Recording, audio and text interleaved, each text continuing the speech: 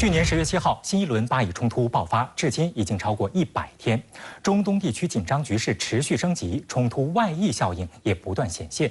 1月12号开始，美国和英国连续多天对也门胡塞武装目标进行打击，而胡塞武装也不甘示弱，誓言猛烈报复。帮着哈马斯对抗美国、以色列，胡塞武装何以硬刚，赶在红海开辟第2战场，不断打击美国军舰和商船。红海局势不稳，对相关商船、全球经济又有何影响呢？一起来洞察关键。作为全球海运线路上的重要航道，与苏伊士运河共同构成欧亚水上通道的红海，是世界上最繁忙的水道之一。全球近12%的贸易都要经过这里。对于全球能源、物资等供应链来说，红海可谓是一条生命线。在2023年上半年，每天约有920万桶石油经过苏伊士运河，约占全球需求的9%。如今，红海危机延宕，航线受阻，导致国际油价飙升，供应链中断，全球通胀升温。一直以来，红海海域都被认为是高风险地区。因此，经由该海域的航运订单都要支付额外的战争风险保险费。在巴以冲突爆发前，该部分保险费仅为船舶价值的0.0025%，而在新一轮巴以冲突爆发后，这一部分保险费飙升了1000%，达到船舶价值的0.15%至0.2%。而在红海局势加剧恶化的情况下，当下航运公司要么改变航线绕行好望角，要么暂停海安全名义积极组建小团体。去年12月下旬，美国先是联合北约、欧盟以及其他44个国家发表联合声明，谴责胡塞武装，随后宣布与英国、巴林、加拿大、法国等国成立海军特遣部队。后来，美国还发起了繁荣卫士行动，也就是外界常说的红海护航联盟。尽管美国此前高调宣布已经有20个国家加入所谓的红海护航联盟，但实际上其中至少有8个国家要求匿名，而美国盟友西班牙、意大利和法国都明确表示不愿在美国的领导下行动。红海护航联盟之所以不被许多国家认可，是因为在巴以冲突问题上，被美国点名的国家与美国立场不一致，西班牙就是典型代表。本轮巴以冲突爆发以来，西班牙多次对以色列在加沙地带的军事行动提出质疑。西班牙首相桑切斯曾对媒体表示，严重怀疑以色列是否遵守了国际人道法。后来，西班牙和以色列双方的口水战升级为外交战。以色列召回了驻西班牙大使，而走中间路线的法国马克龙政府和右翼的意大利梅洛尼政府也都曾批评过以军在加沙地带的军事行动，也都被以色列对过。这些国家与美国的轻易立场形成了强烈对比。在红海护航联盟一事上，西班牙副首相迪亚斯曾言简意赅地总结说：“不要利用我们保护以色列。”有评论就认为，近年来美国一直不遗余力地拼凑各种同盟体系，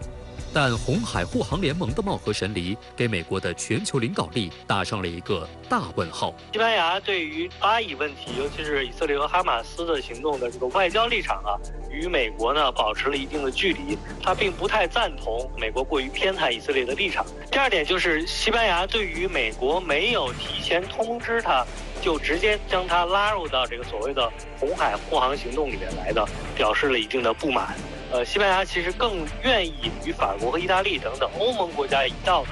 用欧盟的亚特兰蒂斯护航行动，这个是原来欧盟为了打击索马里海盗而成立的这样的一个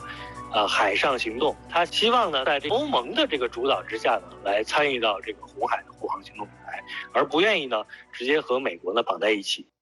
近期，美英对也门本土发动空袭，对也门的胡塞武装设施进行了打击。那么，美国如愿完成了他打击也门胡塞武装的目的吗？其实，美国的这2轮空袭，或者英国的这2轮空袭，更多的是向也门的胡塞武装传递一种信号。也门的胡塞武装也在这个互动当中，向美国和英国所主导的这个所谓的国际护航舰队传递自己的这个政策的这个要求。可能这未来的一段时间。过去也好，未来也好，这种军事行动恐怕还是会继续持续，但是呢，它会保持一个低烈度的低冲突的长周期化的这样的一个特征。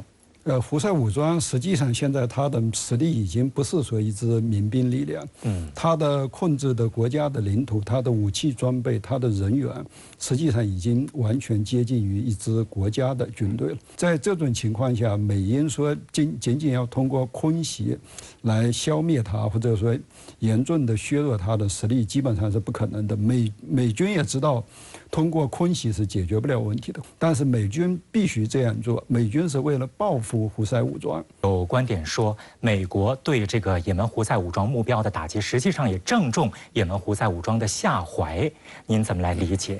这个是美西方对胡塞武装的一种解读，实际上经不起任何推敲。因为第一呢，美西方先把红海危机跟加沙危机切割开来。美西方说红海危机主要是胡塞挑起来的，跟加沙危机没有1毛钱关系。但是胡塞武装说，我为什么在红海制造危机？我就是为了策应在加沙的哈马斯，我是为了迫使以色列停止在加沙的战争。所以在这个问题上，双方各有各的逻辑。为什么说他正中胡塞武装的下怀呢？然后美西方的逻辑是说，胡塞武装这支力量就是在战争中生存、发展、壮大起来的。胡塞武装只有在战争中它才能生存下来，所以这场战争都是由胡塞武装挑起的，实际上经不起任何推敲。如果他要战争的话，他就跟沙特打就对了呗。为什么他还从去年开始跟沙特和谈呢？很显然，现在胡塞武装至少到目前的表现，他不想扩大战争。可能他更多的还是希望通过这样的一种手段，能给以色列施加压力。因为从当前来看，确实在巴以冲突的问题上，国际社会，尤其是阿拉伯国家对以色列施加的直接的压力，恐怕是比较少的。除了胡塞武装能拿出来的这一支以外，其他的还不是特别多。他将近控制也门以后，这10年，这是巴勒斯坦第3次跟以色列之间冲突。他前2次都没有卷入，都没有袭击红海的。为什么现在有了？就是因为他现在基本上把自己视为一个政府了，就是说要一统也门。那么从国际层面来讲，通过这种方式来打阿拉伯这个民族主义旗帜，打泛伊斯兰旗帜，来提升他在整个中东地区的这样的一个这个地位实际上是要希望国际社会把它当作一个合法政府来对待。那么牛先生，以色列我们看到他提出了他3个作战目标啊，那你觉得以色列在什么情况下会收手？要那个战争停下来，必须和哈马斯进行一个大的交易、大的和解。比如1983年的时候，当时巴解组织被以色列围困在贝鲁特城的时候，当时就达成了一个大和解，然后让阿拉法特领着巴解组织的游击队跑到了突尼斯，然后解决了这个问题。但是在以色列国内，现在没有任何一个政党、任何一个政治人物目前敢做出这样的政治决断。所以到底战争会打到什么程度？至少现在看不到战争要停下来的迹象。其实从本轮冲突爆发之初，以色列国内一直有呼声，尤其是这些被扣押人员的家属一直出来抗议说别打了。绝大部分的以色列人甚至会批评这些人，认为你的家属在那扣了，你们就应该为国捐躯，死了就得了啊。然后我们的这个最重要的任务就是要把哈马斯永久消灭，你们这些人就是要成为这个某种程度上作为一个英雄的代价。可能也等待是以色列国内的舆论的变化，也等待各种政治力量的这种消长。那么这种情况下，才有可能看到一个相对这个清晰的一个出路。那外界不少声音认为，美国对以色列的支持或者说偏袒，是这场巴以冲突始终停不下来的一个重要原因。您怎么看？矛盾的主要原因是内因，美国毕竟是外因。确实，一方面我们要认识到，美国是对以色列影响最大的外部国家，美国对它确实有影响力，但是也不能夸大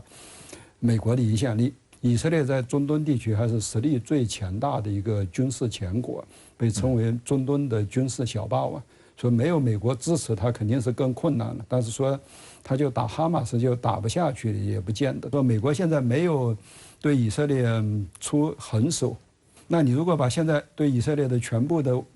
军事的资源都停了，那你以色列听不听你的？但关键是美国现在不停。内塔尼亚胡曾经说过，说我们现在需要美国什么呢？第一，我们需要美国的弹药；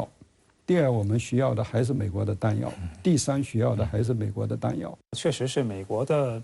武器援助还是很重要的因为比如说我们看那个以色列，它还是会经常遭到来自于这个加沙地带的零星的这个火箭弹袭击，它用这个铁穹防空系统去拦截，就是我们所铁穹的这个火箭弹的拦截这个导弹。防空导弹其实它早就用完了，它战争爆发之初它就已经用完，因为第一波攻击咱们到10月7号，哈马斯一下打了5000枚导弹，1小时，它一下那个弹药储备就没有了，所以美国就赶紧从本土给它运，不断的运。但是我们也还是要看到以色列国内的这个政治话语、政治体系才是决定以色列下一步的这个军事行动的一个最重要的因素。停战也好，或者说军事冲突也好，以色列认为应当由自己继续掌握主动权，他不愿意，即使是美国斡旋之后拿出来一个方案，以色列认为不行。还是要我的决定是第一位的，你不要跟阿拉伯国家谈好之后拿一个方案让我签字，对不起，我不接受。从本月初开始，以色列开始从这个加沙地带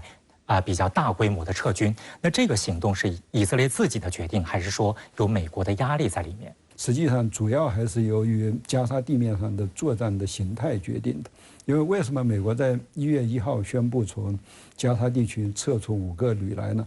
就是在1月1号的时候，以色列已经宣布北加沙已经它叫完全控制了。就北加沙现在虽然还有零星的哈马斯的武装人员，甚至哈马斯还有能力从北加沙发射火箭弹，但是北加沙的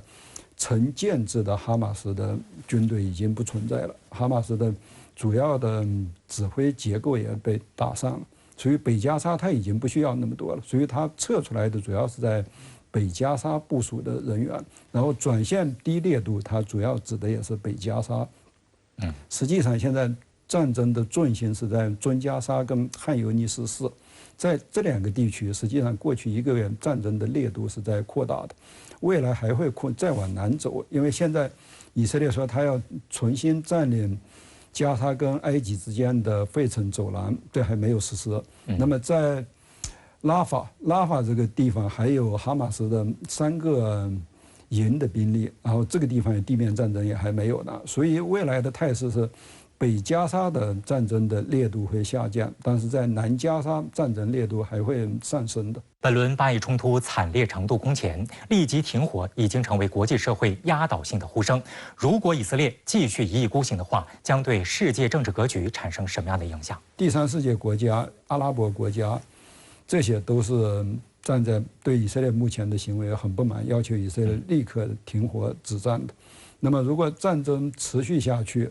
如果美国和欧洲还继续支持以色列，就是国际政治这2个阵营的分野就会越来越明显。我看到有媒体报道说，这一次布林肯的中东之行呢，还是没有明确的对外表示说，这个以色列一定要停火止战谈的是什么？谈的是加沙地区未来的重建还有治理工作。很多媒体评价说，这个是不合时宜呀，他简直是在抱薪救火。你怎么看？媒体说他这是灭火之旅，但是他的问题就是，美国自从这一次加沙冲突出现之后，美国一直是有2个目标，第一个是他支持以色列全面消灭哈马斯，第二是他要求以色列减少人道主义危机，来避免战争的外溢。但是这2个目标一直是矛盾的，你要持续的继续彻底的消灭哈马斯，那么你就不可能实质性的减少人道主义危机，你也不可能避免冲突的外溢。那么在这矛盾的2个目标中，迄今为止，美国一直是把第一个目标搁到第一位的。在这种情况下，实际上它的后一个目标是没有办法实现。中东的人道主义危机，会造成这个美国民主党大量的这个支持者的这个流失，因为大家知道共和党跟民主党的很大差别是民主党一直是高扬这个人权的这个旗帜一直是比较照顾是少数族裔弱势群体。那么应该说，在美国民主党的这个支持者中同情这个巴勒斯坦的这个相对的这个共和党来讲要多一些。当然，整体的美国人是比较同情以色列，而这个不是同情巴勒斯坦，这点是肯定的。那么从更长远来讲呢，那么以色列这个安危直接关系到美国在中东利益。自从奥巴马时期开始，美国便在中东地区实施战略收缩。我们知道那个时候奥巴马政府提出的政策是亚太再平衡，把焦点转向亚太。那现在发生的这一轮巴以冲突，美国方面会如何来调整它的中东政策？其实我觉得美国的调整可能会有2个方向，一个是军事上的，那么它会可能在某些地区会进行收缩。但是同时呢，会把力量集中在一些他认为更加关键的区域，比如说，我们看过去的几周或者过去几个月当中，有个态势很明显，比如美国开始从伊拉克，或者从这个叙利亚，它做出一定的这个军力的这个调整啊，可能撤出一些这个战斗力量。但是另外一个方面，我们也看到它在地中海、在红海沿岸开始部署更多的这个军事力量。那么，比如说震慑这个胡塞武装呀，或者说帮着去以色列在这个加沙地带进行情报收集啊，或者说拦截从这个黎巴嫩真主党控制的黎巴嫩南部射向以色列的这个火箭弹呢，可能它会有一定的这个军事力量的调整。另外一个呢，就是我们所看到它的这个政治上的调整。过去美国的政治调整是希望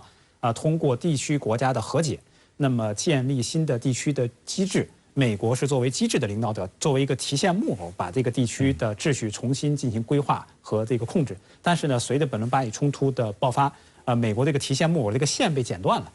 下面的这个相互之间的这个地区盟友之间出现了由巴以问题所延伸的这些矛盾带来的一种互相的不信任感，沟通上出现了障碍。在这种情况下，美国就需要他不断的进行亲自下场进行这种斡旋呀、游说呀，把大家又重新凝结起来。所以说呢，两个，一个是军事上，我们刚才讲，它进行要有一个重新的这种部署的调整；另外一个可能更为重要的就是它要花更大的心思，派出更多的这种政治精力，来重新的塑造或者说来重新的影响整个地区局势未来的走向，朝着美国自己所设想的更加能够接受的这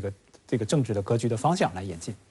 就拜登政府来说，他希望中东问题在他的对外政策当中是一个什么样的一个状态？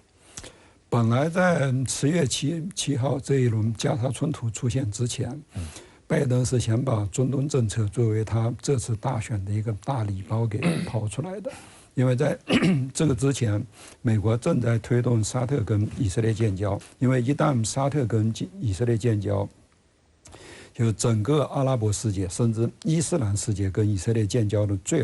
后一道障碍就没有了。以色列曾经估计说，一旦沙特跟他建交了，会接着有6、7个阿拉伯国家很快就会跟他建交的，所以这对美国来说是特别重要的。就可以集中精力对付伊朗了，是吗？这是一方面，就是他可以集中精力对付伊朗；另外一方面，就是这是可能最近20年以来美国在中东地区取得的最大的外交的胜利。因为特朗普是在下台之前一次性促成了4个伊斯兰国家和以色列建交，当时就是一个很大的成就。如果这次能促成沙特和以色列建交了，那么他的成就就远远超过了特朗普时期的成就了。所以这对以色列、这对美国外交和拜登来说都是很重要的一件事情。但是没想到10月7号的事情一出之后，沙特和以色列建交的谈判立刻就停止下来了。并且未来一段时期，只要是加沙冲突不结束，说沙特恢复和以色列建交谈判的可能性基本没有。也就到今天为止，本来是中东政策是拜登大选的一个大礼包，现在成了一个大包袱。现在是共和党的人批评